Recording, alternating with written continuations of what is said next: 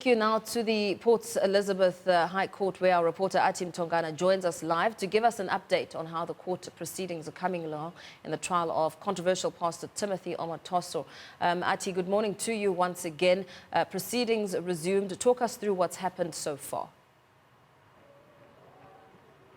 Well, as I indicated before, Mpho, that Peter Doberman, representing Pastor Timothy Omotoso, and two co-accused members of the Jesus Dominion International Church, Zukiswa Sito and Lusanda Sulani, did indicate that he wants to apply for leave to appeal the decision by Judge Ima Skuman to have all the charges heard here at the Port Elizabeth High Court. And indeed, that is exactly the argument that we heard from Peter Doberman inside court. And in fact, right now the NPA is preparing its side of the argument this afternoon. We have adjourned briefly for that preparation of the NPA, and in fact I have the spokesperson in the Eastern Cape just confirming that you are indeed right now preparing your argument to say, in fact, no, this trial should be heard here in Port Elizabeth. Yes, we have asked for an adjournment so that we can prepare our submissions in response to the application by the defense. And we are maintaining that the judge was correct in saying that all these charges should be heard here in the Port Elizabeth High Court.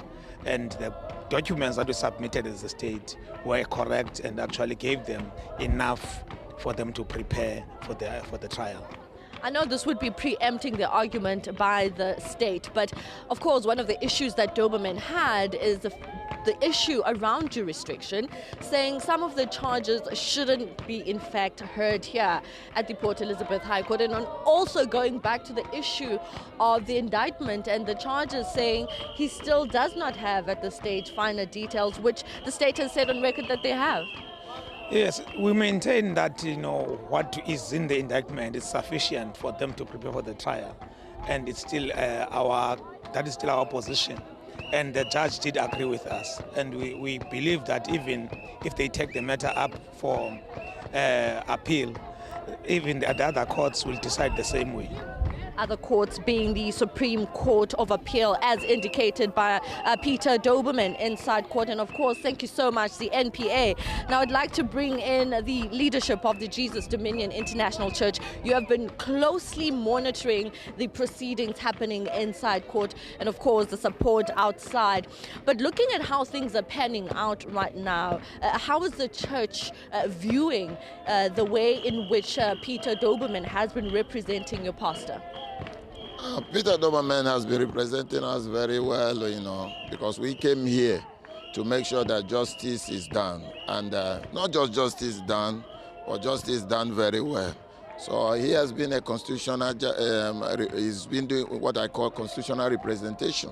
Most of the things he cited here, he went to the Constitution, and he found out that there were a lot of manipulations. I mean, you cannot charge somebody, and the Constitution stipulates that the charge must be attached in the authority, and the charges were not attached. And when the people were asked to provide all these things, they kept on saying that the thing must carry on. These are human beings. You don't just join two together and push them to the jail. So Doberman is saying, we are not saying that we are not ready for this, but things are not done well. Let the things that are supposed as stipulated by the Constitution, let those things be provided. So we cannot just run to the court and assume and continue judgment.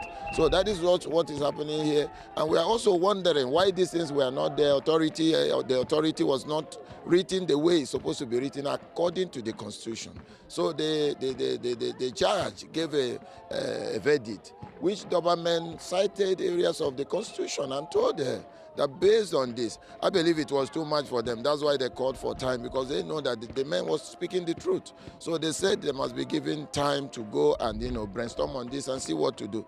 But based on what we saw, I believe you were also there, you saw that the men put everything into perspective and went to the areas of the Constitution and told them that if you have to do this, you have to do constitutional justice. You can't just, maybe because he's a foreigner, I don't know, but what he's actually saying is let justice be done and let it be seen to have been done, not just be done.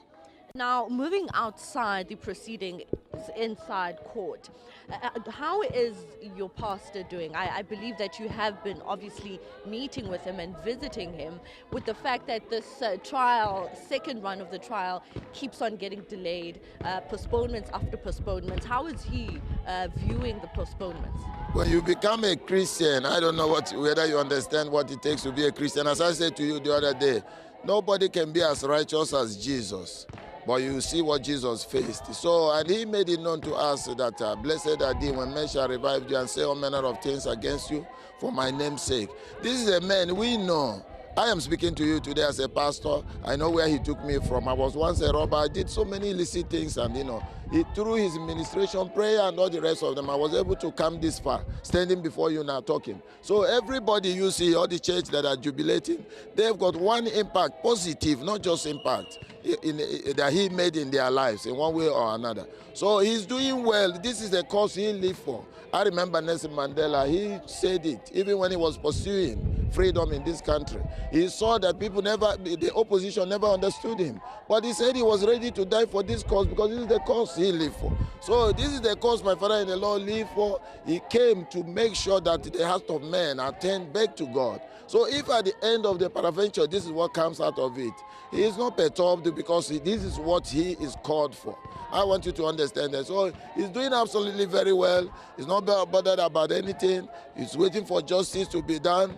It's not about hearsay. We want them to provide the things that are necessary by the that are stipulated by the Constitution, that those things should be stipulated. It's not just coming and saying we are sure that all the things we provided is enough for the case. What does the Constitution say concerning when you say somebody committed an offense?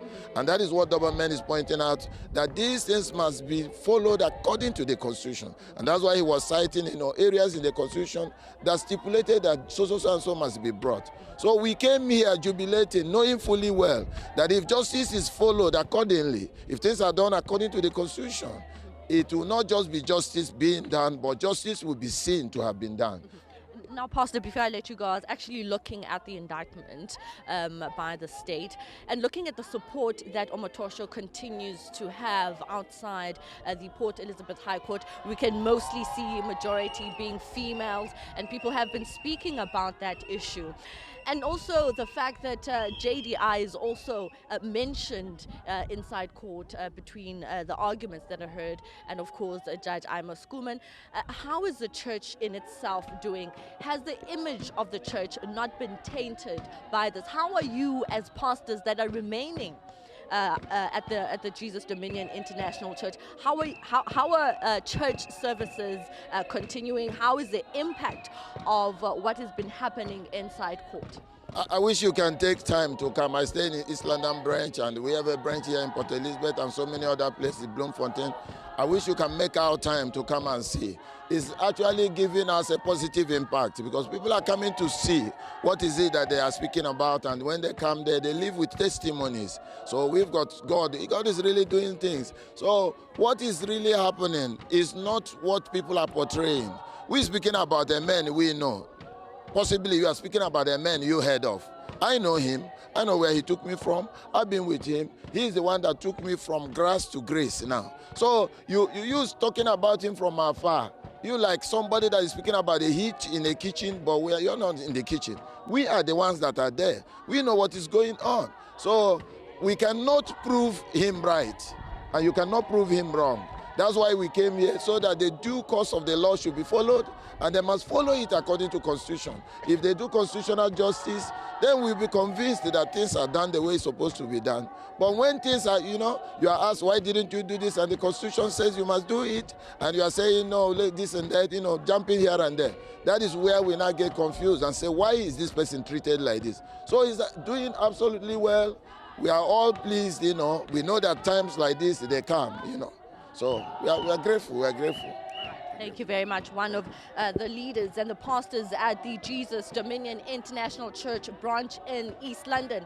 coming out to say that Pastor Timothy Omotoso is in fact doing okay, and that he is also doing okay with the fact that this trial, the second run of the trial, has seen so many postponements, and of course he still continues to have a lot of support by members of the Jesus Dominion International Church. I'm going to move out of shot so you can see them, that they've been coming out every single time Timothy Omotoso appears before the Port Elizabeth High Court, saying that they support their pastor. And of course, we also saw a couple of days ago that the number of people coming out to support state witnesses has decreased, but we have seen members of the ANC Women's League coming out to support the victims. So right now, the NPA, through the NPA, we've confirmed, of course, that the state is now preparing its arguments to go inside court and argue against this application by Doberman,